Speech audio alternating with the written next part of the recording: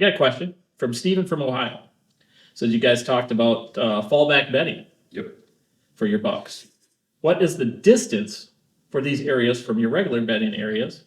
And is it thicker or the same as your regular bedding areas? Are there better locations for fallback bedding to make? In other words, places to put it? And how many of them do you think you put on a property? Basically, hey, can you lay my bedding areas on fallback bedding? Right.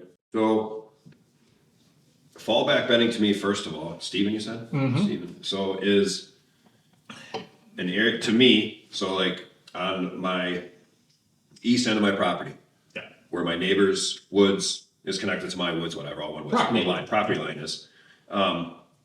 We have a bedding area there. Mm-hmm. So Hey, tell everybody why you put your bedding on the property line.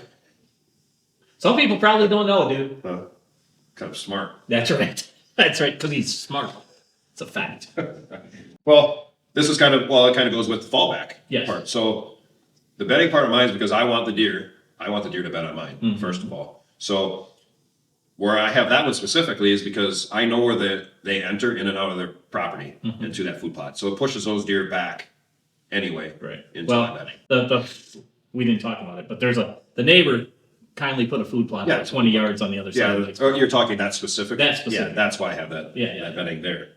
And then behind that, it's not really, I don't think there's a yardage or a certain set distance it's got to be. Because it's going to depend on how much property you got. Well, that's true. It's the depth of cover. Yeah, depth of cover. So so let's just say we're hunting my ridge. Yeah. And you're in that, off of that east bedding. Yeah. The neighbor comes in, bumps those deer back out of that bedding, Yep. and now they move in 150 yards, Yep. and they're right back in bedding and they settle in. Yep.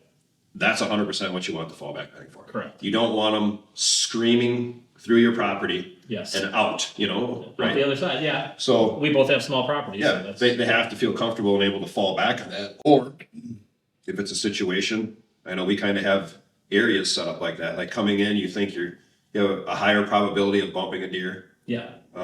Most deer, and I know people freak out, and we do it. Oh, yeah. You bump a deer, you think, Isaac, run off the property. Biggest buck on the property. Yeah. The reality is they're not running off the property. Yeah. You want to give them an area where they bump back in, Mm-hmm. and they just kind of settle right in right away. That's the biggest thing about, to me, the fallback stuff. Yep. It gives them an area to fall back and feel safe and still stay on your property and not Yeah. leave. Yeah, buddy.